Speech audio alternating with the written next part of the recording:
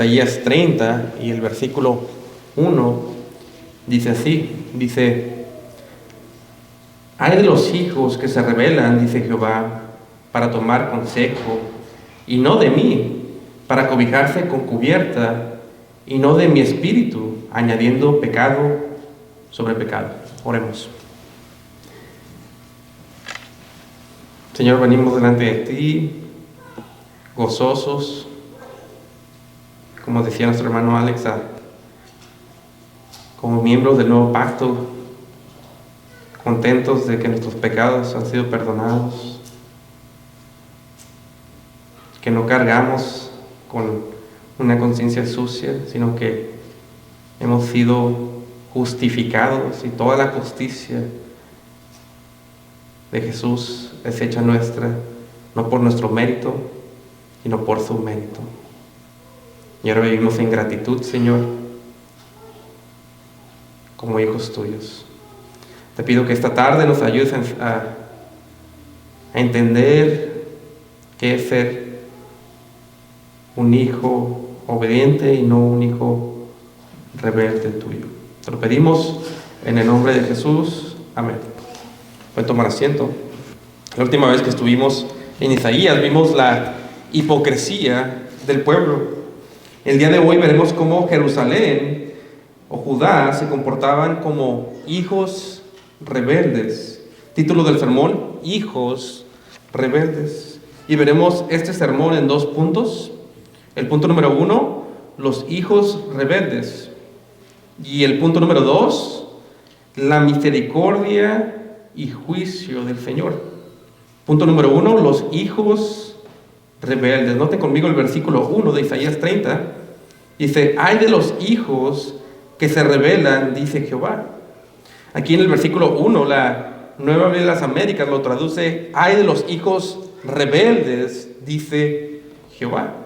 Y aquí en el contexto de Isaías, Dios está enojado con Judá, Israel del sur, y pronuncia juicio sobre ellos. Y aquí Dios les llama hijos a los israelitas, porque en el Antiguo Testamento Israel es llamado el hijo de Dios. Pero noten que Dios no solamente le llama a Israel hijos, sino que les llama hijos, ¿qué? Hijos rebeldes. Y esto es porque Dios, por medio de Isaías, les había profetizado a Israel del sur que no temieran a la nación de Asiria cuando ésta tratara de invadirlos. Y Dios también les había dicho que no buscaran alianzas con naciones paganas como la nación de Egipto para tratar de salvarse de la invasión o el ataque de Asiria. Y Dios esperaba que Israel, su hijo, lo obedeciera, tal como un padre espera que su hijo lo obedezca cuando le da órdenes o instrucciones. Pero en vez de obedecer y en vez de confiar en Jehová, el Dios fiel a su pacto, ellos se rebelaron en contra de la palabra de Dios e hicieron alianza con Egipto. Y de alguna manera ellos eran como la generación de Israel que estuvo en el desierto, que después de ser salvos de la esclavitud por Dios, codiciaban regresar a Egipto porque pensaban que ahí les iría mejor que con Jehová. Isaías 30, versículo 1, hay de los hijos que se rebelan, o como dice la otra versión, hay de los hijos rebeldes. Primera aplicación: la Biblia dice que la desobediencia en contra de cualquier autoridad establecida por Dios es un gran pecado. Por ejemplo, los ciudadanos de una nación debemos de sujetarnos al gobierno, como dice Romanos 13. Que por cierto, hermanos, esto incluye respetar las leyes de inmigración y tratar de arreglar tu estatus legal. Y escuchen, esto incluye pagar impuestos, aunque no seas ciudadano de esta nación aún. Si trabajas en este país, tienes que sujetarte al gobierno, pues Jesús mismo dijo: dad a César lo que es de César, y lo mostró con su propio ejemplo, pagando impuestos. Los hijos deben de obedecer a sus padres, pues ellos representan la autoridad de Dios en sus vidas. Los miembros de una iglesia deben de sujetarse a sus pastores, como dice Hebreos, porque son la autoridad en la iglesia local. Y las esposas deben de sujetarse a sus esposos voluntariamente por amor a Cristo, pues sus esposos son la cabeza del hogar, como dice Pablo en Efesios 5. Segunda aplicación, para los jóvenes. En el Antiguo Testamento, el pecado de la rebeldía hacia los padres era digno de muerte. A los hijos rebeldes en el Antiguo Testamento se les sacaba delante de la congregación y se les apedreaba para quitar el mal de delante del pueblo. Joven, el pecado de rebelión es abominable delante de los ojos de Dios. Por lo tanto, joven, arrepiéntete de tus ojos altivos, o como dice Proverbios, los cuervos te sacarán los ojos. Tercera aplicación. Un pastor llamado Derek Lonsher dice que vivimos en una nación de bastardos. Es decir, la razón por la cual esta nación, Estados Unidos, está en rebeldía total en contra de Dios es porque la mayoría de personas en esta nación creció sin un padre en el hogar. Pero escuchen, esto no solamente aplica a una ausencia física del padre, sino en algunos casos aún padres cristianos no están presentes en el sentido de que no están involucrados en las vidas de sus hijos. Es por eso que, como dice el pastor Derek Lonsher, vivimos en una nación de bastardos. Y como resultado ahora tenemos una nación de rebeldes. Padres, particularmente los hombres, asuman su responsabilidad e inviertan en la vida de sus hijos. No dejen a sus hijos crecer como bastardos. Versículo 1. Hay de los hijos que se rebelan, o hay de los hijos rebeldes, dice Jehová, para tomar consejo y no de mí, para cobijarse con cubierta y no de mi espíritu, añadiendo pecado sobre pecado. Y aquí en nuestro pasaje Dios había dado órdenes claras a Israel para que confiaran en Él y no buscaran la ayuda de Egipto. Pero Israel, como el Hijo de Dios, como era llamado en el Antiguo Testamento, se rebeló y se refugió no bajo la sombra del Omnipotente, sino bajo la sombra de Egipto. Y esta rebeldía de Israel solamente aumentaba el pecado del pueblo, añadiendo pecado sobre pecado. Noten el versículo 2. Parten para descender a Egipto sin haber preguntado a mi boca, para fortalecerse con la fuerza de Faraón y para poner su esperanza en la sombra de Egipto. Aquí vemos la confianza que Israel tenía en el hombre en vez de Dios mismo. Pues aquí vemos que ellos no consultaron a Jehová y fueron a buscar a Faraón, al rey de Egipto, para que los salvara de Asiria. En ese sentido, ellos se refugiaron en la sombra de Egipto y no bajo la sombra del Espíritu de Dios. Y en aplicación yo me pregunto, ¿para cuántas decisiones de nuestra vida, antes de tomarlas, consultamos primero a Jehová mediante la palabra y la oración? ¿Acaso no sabemos que no seguir lo establecido en su palabra es rebeldía? ¿Acaso seremos hijos rebeldes? Le compartí al equipo pastoral que estas últimas semanas meditaba sobre la instancia de cuando Israel del Antiguo Testamento dejó entrar espías a su campamento porque se disfrazaron como los que ocupaban ayuda y terminaron haciendo pacto con los espías sin saber que eran espías. Pero dice la Biblia que era porque no consultaron a Jehová y ellos fueron un gran aguijón para Israel. Segunda aplicación. A veces personas vienen con los pastores y nos dicen que quieren tomar un oficio dentro de la iglesia, o nos dicen cosas como quiero casarme, o voy a tomar esta decisión importante que va a impactar a mi familia. Pero luego les preguntas a esas personas, ¿y sabes lo que la Biblia dice sobre ese tema? ¿Sabes lo que la Biblia dice sobre tener un oficio de pastor o de diácono en la iglesia? ¿Has consultado a Jehová antes de tomar esta decisión que va a impactar a tu familia? Y usualmente la respuesta es no. Estos no han consultado a Jehová, no han abierto la Biblia primero para saber lo que Dios dice sobre esa situación. Tales son hijos rebeldes. Note conmigo el versículo 3. Mas la fuerza de Faraón se os volverá en vergüenza, y el amparo a la sombra de Egipto en confusión. En el contexto, una vez más, Judá se había refugiado en Egipto en vez de en Jehová para que los protegiera de la nación de Asiria. Pero como juicio de Dios, dice que Judá quedaría avergonzado por confiar en Faraón. En otras palabras, al final del día sería inútil confiar en Egipto porque no iban a poder auxiliarlos del juicio de Dios cuando Asiria los atacara. Noten el versículo 4 al 5. Cuando estén sus príncipes en Zoán y sus embajadores lleguen a Anes, todos se avergonzarán de un pueblo que no les trae provecho. No socorre ni trae provecho, antes les será para vergüenza y aún para oprobio. Aquí en el versículo 4 vemos que Israel mandó embajadores a dos ciudades llamadas Zoán y Anes, que eran partes de Egipto, para negociar su alianza política, y al hacerlo se rebelaron en contra de la palabra de Dios. Pero en el versículo 5 vemos una vez más, Israel se daría cuenta de lo vano que es confiar en Egipto, pues no les traería provecho alguno. Y la verdad es que todo aquel que se rebela en contra de la palabra del Señor quedará avergonzado por haber confiado en el hombre y no en Dios. Ahora, aquí me gustaría hacer una pausa al sermón y darles una ilustración del pecado de la rebeldía. Les voy a pedir que me acompañen a 1 Samuel capítulo 15. 1 Samuel capítulo 15, guarden su lugar ahí y vayan conmigo a 1 Samuel capítulo 15. Y les quiero mostrar cómo la obediencia a medias en realidad es desobediencia. 1 Samuel capítulo 15 y el versículo 18, vamos a empezar ahí. Y en el contexto vemos que Dios le había dado al rey Saúl órdenes de destruir a Amalec y a todos los suyos por completo por causa de su pecado. Pero vemos que Saúl, como rey de Israel, solamente obedeció a medias, pues se guardó algunas cosas de Amalec para sí mismo en vez de destruirlo.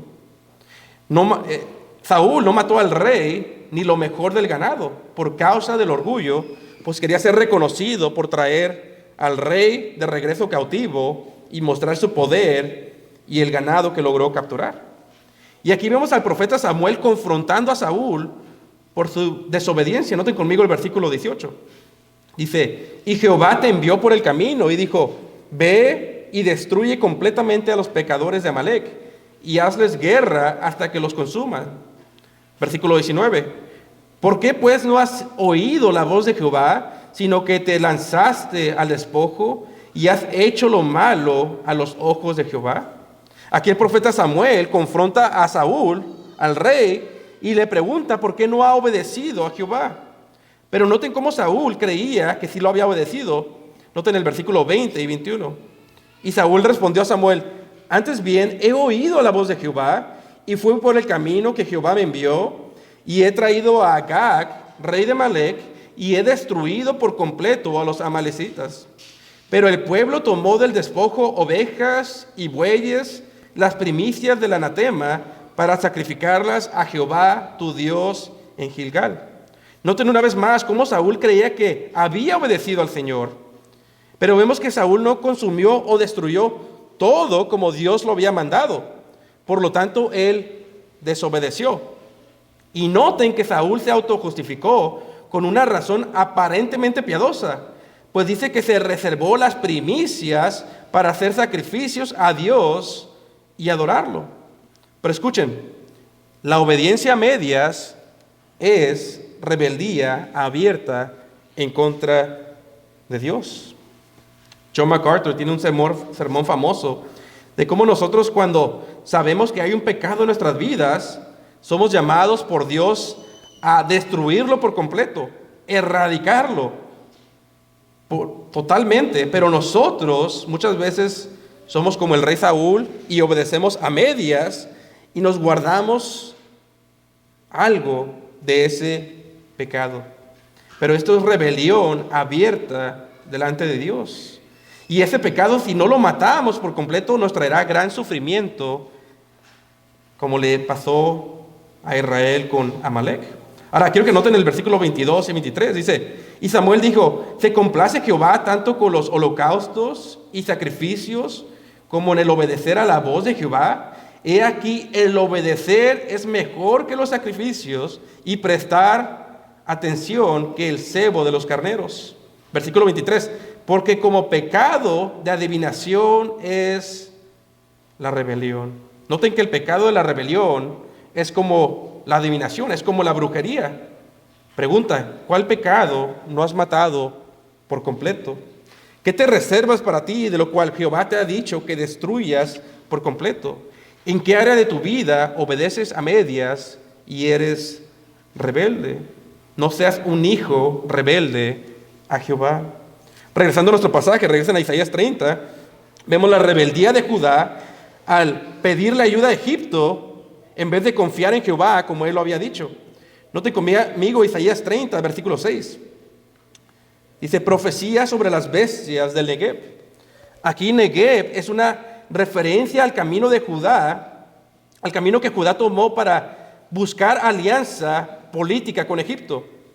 Noten la parte segunda, dice, por tierra de tribulación y de angustia, de donde salen la leona y el león, la víbora y la serpiente voladora, llevan sobre los lomos de asnos sus riquezas y sus tesoros sobre jorobas de camellos a un pueblo que no les traerá provecho.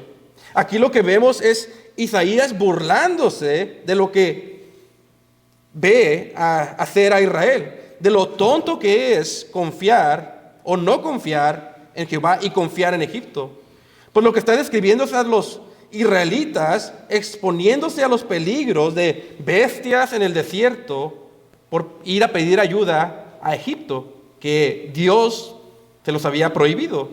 Y no solamente eso, sino que Isaías describe sarcásticamente a los asnos y a los camellos de los israelitas llevando su tesoro a Faraón, su dinero, por pago de su ayuda.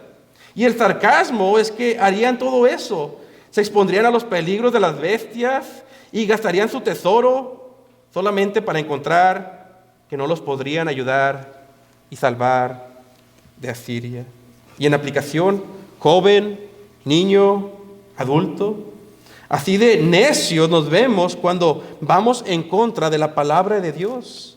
Nos exponemos a peligros y a bestias en el camino y aún llevamos nuestros mejores tesoros al mundo pensando que nos servirá de algo, pero esto no será de provecho. Es por esto que es más precioso seguir a Cristo y su palabra, pues esto tiene provecho para esta vida y la vida venidera. Note conmigo el versículo 7.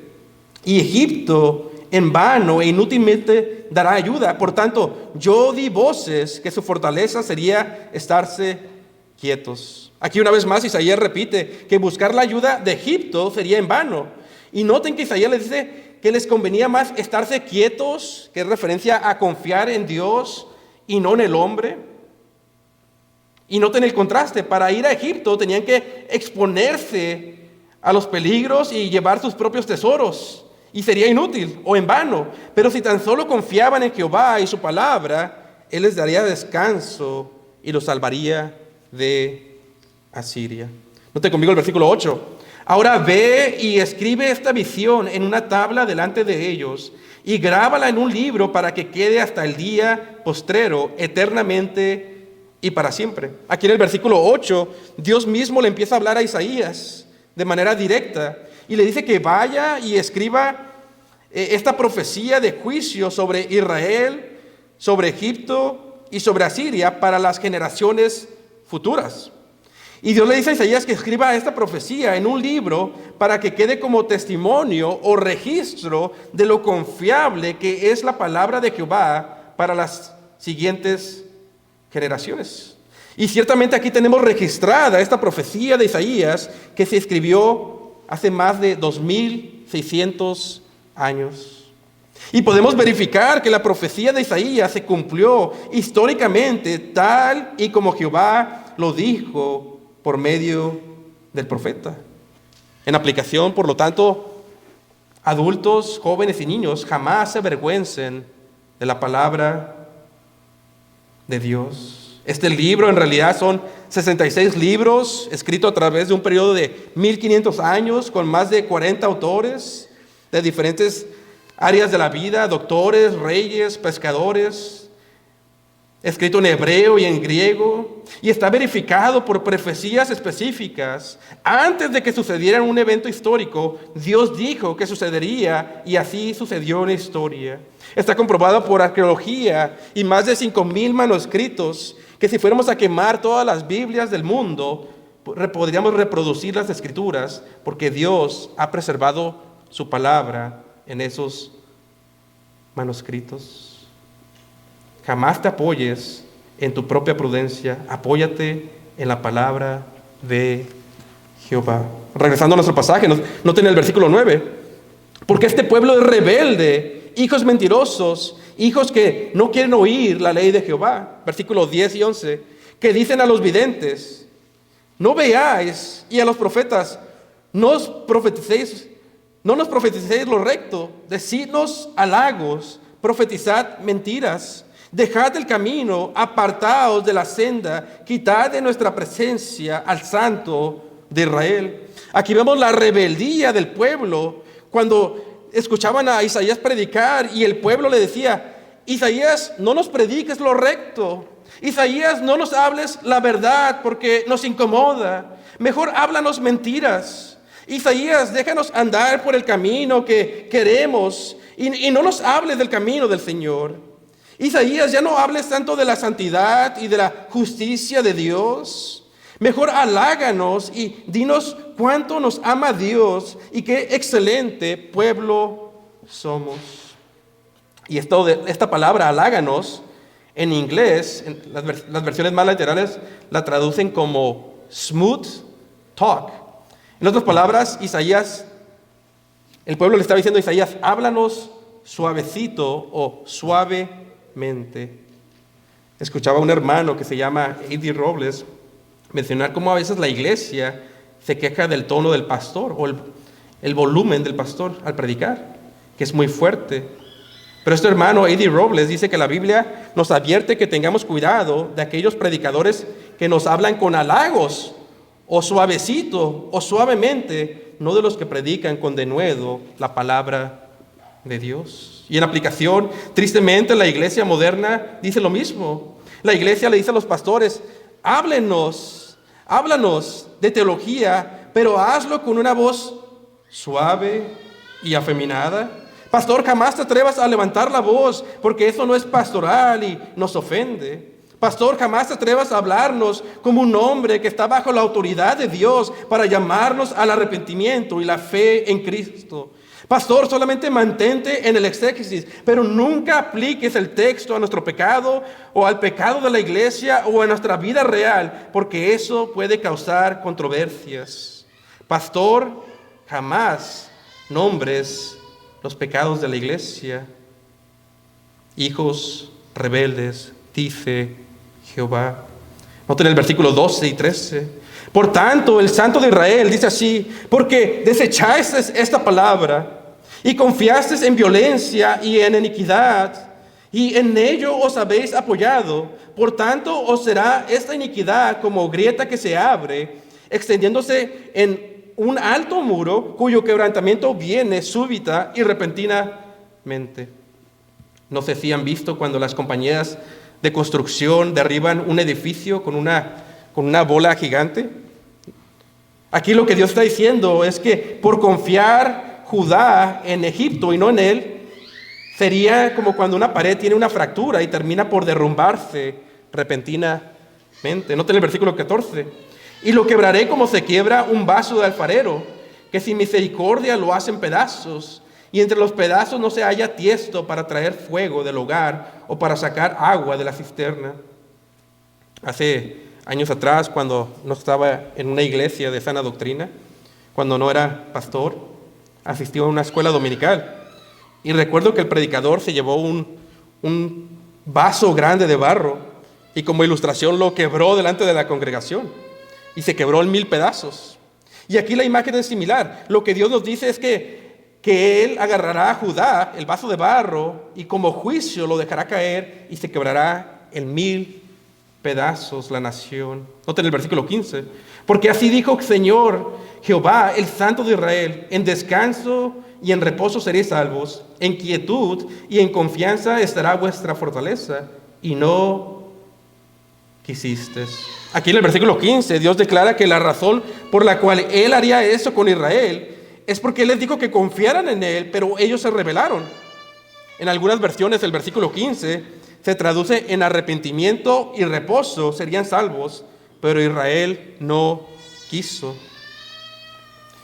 Y tú, si aún no has creído en el Evangelio y sigues en rebeldía al Señor, te recuerdo que en arrepentimiento de tu pecado y descanso en la obra de Cristo estará tu salvación. Noten el versículo 15 al 16. Y no quisiste, versículo 16, sino que dijiste, no, antes huiremos en caballos, por tanto, vosotros huiréis. Y sobre caballos ligeros cabalgaremos, por tanto, serán ligeros vuestros perseguidores. Aquí una vez más vemos la rebeldía y la necedad del pueblo. La salvación estaba en arrepentirse y regresar a Jehová. Pero ¿saben lo que le contestó el pueblo a Dios? El pueblo le dijo a Dios, a nosotros no nos va a pasar nada, porque cuando venga Asiria, nosotros vamos a huir en caballos. ¿Y no es así como piensan muchos del juicio venidero? ¿O de las advertencias de las Escrituras? ¿No es así la terquedad y la rebeldía del hombre desde su juventud? Ahora noten cómo Dios le contestó por causa de su rebeldía. Versículo 17. Un millar huirá ante la amenaza de uno, ante la amenaza de 5 huiréis todos vosotros, hasta que quedéis como mástil en la cumbre de un monte y como bandera sobre un collado. En otras palabras, Dios dice que el juicio será tan severo que cuando termine todo, solamente va a quedar la bandera de Israel o de Judá, Israel del sur. Y no va a haber ningún soldado, porque todo sería destruido por completo. Y los soldados de Judá huirían ante la amenaza de un solo soldado, huirían 1000 soldados de Israel. Israel sería humillado en esta conquista por Asiria y sus soldados. Ahora, les quiero dar una segunda ilustración de la rebeldía de la palabra de Dios. Y este ejemplo, les pido que me acompañen, porque este ejemplo a mí como pastor me hace temer más a Dios. Vayan conmigo a Primera de Reyes, por favor, capítulo 13. Les pido que me acompañen todos a Primera de Reyes, capítulo 13.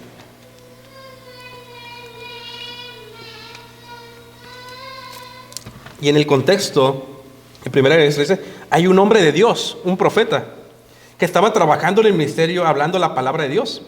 Pero después la historia se pone un poco extraña, porque de repente aparece otro profeta, un profeta viejo. Primera de Reyes 13, versículo 1, dice así: y he aquí que un varón de Dios fue de Judá a Betel por la palabra de Jehová.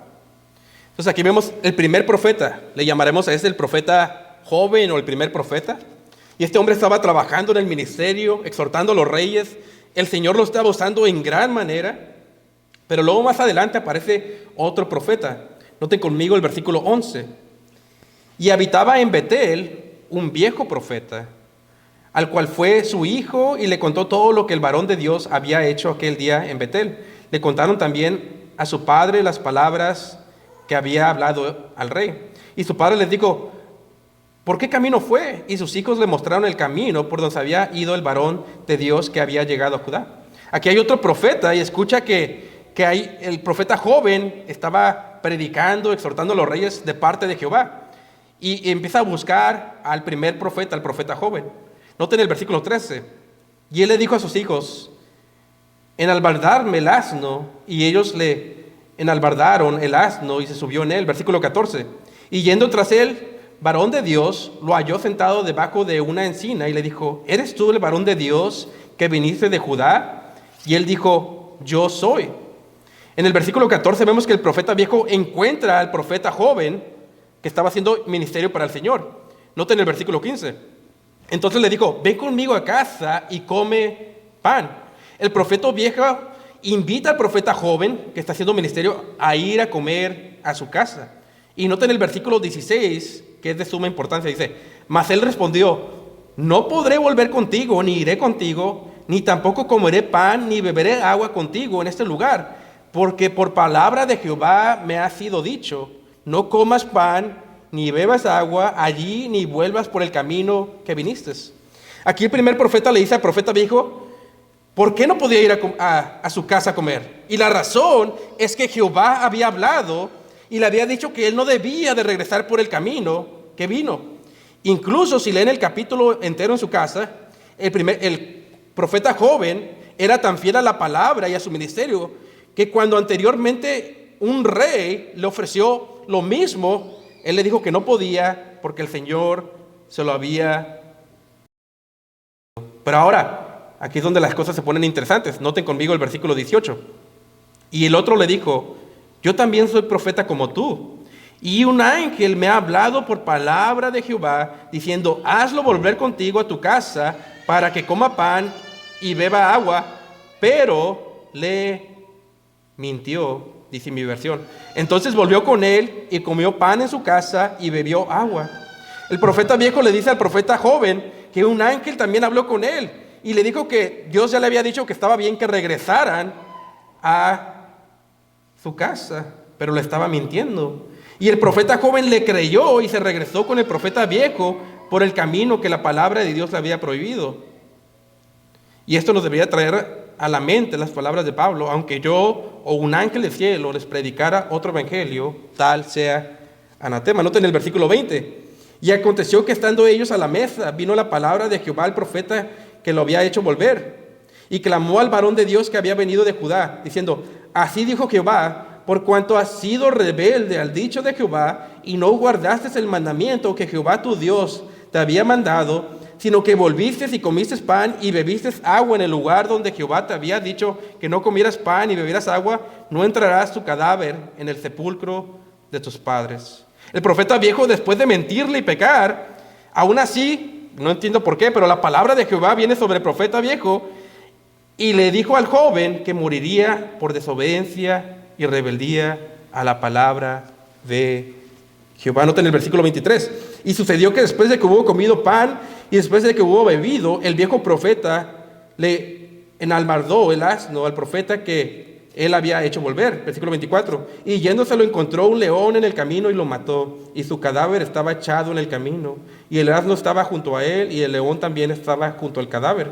Y he aquí unos hombres que paseaban y vieron el cadáver que estaba echado en el camino y el león que estaba junto al cuerpo, y fueron y lo dijeron en la ciudad donde el viejo profeta habitaba, y oyéndolo el profeta que lo había hecho volver del camino, dijo: es el varón de Dios que fue rebelde al dicho de Jehová. Por eso Jehová lo ha entregado al león, que lo ha quebrantado y matado conforme a la palabra de Jehová que él dijo. ¿Cuál es el punto de la historia? Que cuando Dios habla en su palabra, debemos de obedecerla al pie de la letra, si no es rebeldía en contra de Jehová. Y otra cosa que aprendemos es que ese era un hombre de Dios y era un hombre fiel en el ministerio. Y en realidad sí fue engañado. Él le creyó al profeta viejo, pero noten cómo Dios vio esto. Dios vio esto como rebeldía, porque él ya había hablado y le había dicho que no regresara por ese camino, y el profeta debía de aferrarse a la palabra de Dios. Escuchen, hermanos, Dios no le tiene respeto a los títulos de pastores o profetas. Cualquier persona que desobedece su palabra, aunque tenga buenas intenciones, entre comillas, es contado como rebelión en contra de Jehová. Ya vimos el punto número 1, la rebeldía del pueblo. Último punto, punto número 2. Punto número 2, la misericordia y juicio de Jehová. Punto número 2, la misericordia y juicio de Jehová. Noten el versículo 18. Por tanto, Jehová esperará para tener compasión de vosotros, y por tanto será ensalzado teniendo de vosotros compasión, porque Jehová es Dios de juicio. Bienaventurados todos los que le esperan. La idea aquí es que Jehová desea en gran manera tener compasión sobre el remanente, y esto cambia la historia completamente. Vemos la rebeldía del pueblo, pero vemos a un Dios que es fiel a su pacto, un Dios que verdaderamente anhelaba tener compasión sobre su pueblo. Solamente pongas a pensar, Jehová deseaba tener compasión sobre su pueblo, a pesar de su pueblo. Y de la misma manera, si tú eres creyente, Jehová desea y anhela tener compasión sobre ti. Si eres creyente y tan solo entendieras cuánto Dios anhela tener misericordia sobre ti, creo que nos ayudaría a pecar menos y tener más fe en cualquier circunstancia que nos encontremos. Noten el versículo 19. Ciertamente el pueblo morará en Sión, en Jerusalén, nunca más llorará de cierto se apiadará de ti y al oír la voz de tu clamor te responderá. En ese tiempo futuro, Jehová mismo consolaría a su pueblo, al remanente de Judá. Nota el versículo 20. Aunque el Señor os dará pan de congoja y agua de angustia, con todo tus enseñadores nunca más te serán quitados, sino que tus ojos verán a tus enseñadores. Iba a haber un tiempo, en el tiempo presente vendría Asiria como juicio, pero en un tiempo futuro Dios les daría enseñoradores. Esto se refiere a maestros. Y en algunas versiones dice maestro singular o maestros en plural. ¿Y qué tiene que ver un maestro? Maestros con la misericordia de Dios. Bueno, en los tiempos de juicio no había muchos profetas que hablaran la verdad. Pero los malos maestros, sino que los malos maestros desviaban al pueblo. Pero en el tiempo del Evangelio habría buenos maestros. Y esto probablemente es una referencia ya sea al Espíritu Santo, que nos enseña o ilumina la palabra en el nuevo pacto, pero también se puede referir a los predicadores o pastores quienes nos guían por el buen camino del Evangelio. Nota el versículo 21. Entonces tus oídos oirán a tus espaldas una palabra que diga, este es el camino, andad por él, ya sea que vayáis a la mano derecha o ya sea que vayáis a la mano izquierda. En estos tiempos del Evangelio, el Espíritu Santo, como el maestro del pueblo, nos guía por el camino correcto. Versículo 22. Entonces profanarás la cubierta de plata de tus esculturas y el revestimiento de oro de tus imágenes de fundación. Las arrojarás como trapo de menstruo, sal fuera, les dirás. En ese tiempo que ya empezó con el Evangelio, el pueblo de Dios aborrecería a sus ídolos como si fueran trapos de inmundicia, que es una referencia a trapos de una mujer en menstruación. A eso se refiere Isaías cuando dice un trapo menstruo en la Reina Valera SBT. En otras palabras, el pueblo de Dios antes amaba a sus ídolos, pero en los tiempos del Evangelio, del Nuevo Pacto, sus ídolos le darían asco, tanto asco como al tener un trapo lleno de sangre en sus manos de la menstruación de una mujer. En otras palabras, en esos tiempos del Evangelio, los ídolos y los pecados del pasado del pueblo les serían una abominación porque verían el pecado como Dios ve el pecado, algo asqueroso. Y en aplicación, ¿no es esto, hermanos, lo que nos sucedió cuando escuchamos el Evangelio y nos convertimos? ¿No es esto lo que te sucedió cuando escuchaste sobre Jesús y su obra en la cruz? ¿Acaso no fuiste traído a convicción de tu pecado por el Espíritu Santo? ¿Y acaso no había pecados y ídolos que antes amabas, pero que ahora esos mismos pecados son como trapos de una mujer en menstruación, asquerosos y abominables? ¿Por qué te pasó esto? Porque el Espíritu de Dios te dio oídos para oír y ojos para ver la gloria de Jesús y lo aborrecible que es el pecado que maldice al hombre y lo lleva al infierno, que es comparable con un trapo de inmundicia o menstruo, un trapo de una mujer en menstruación. Versículo 23. Entonces el Señor dará lluvia a tu sementera con la que sembrarás la tierra, y pan del fruto de la tierra, y será abundante y fértil, y tus ganados en aquel tiempo serán apacentados en anchas de cestas. Básicamente Dios traerá bendición sobre el pueblo, y esto una vez más probablemente se cumplirá en su totalidad en el nuevo cielos y la tierra nueva.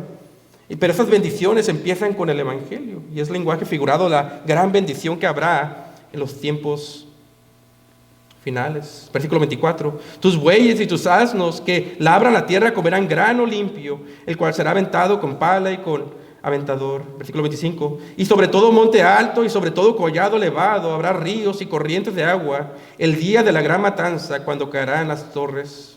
Es una referencia a la segunda venida de Cristo, cuando sucederá todas esas cosas. Bendición para el pueblo de Dios y juicio para los incrédulos. Versículo 26.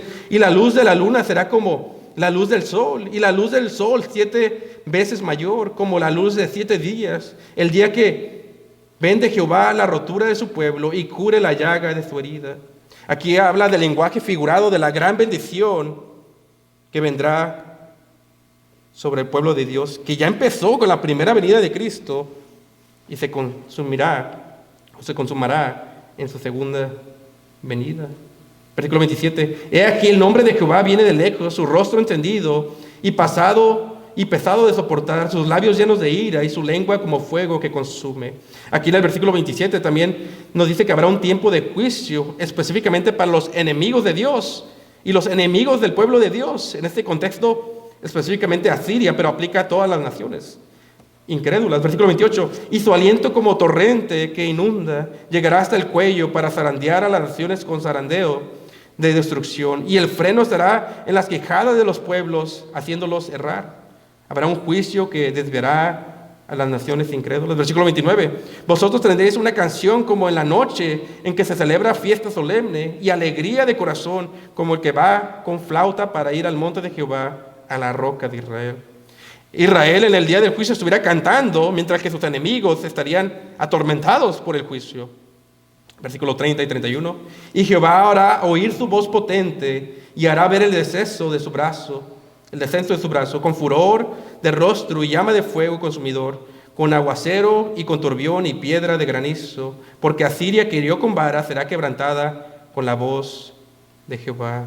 Y en todo lugar de paso habrá un madero clavado que Jehová pondrá sobre ella, con tamborines y arpas, y con batallas tumultuosas peleará contra ellos. Básicamente, Jehová va a pelear contra Siria, mientras que el pueblo de Dios cantan con música, gozosos de que Jehová está poniendo todos sus enemigos debajo de sus pies. Versículo 33.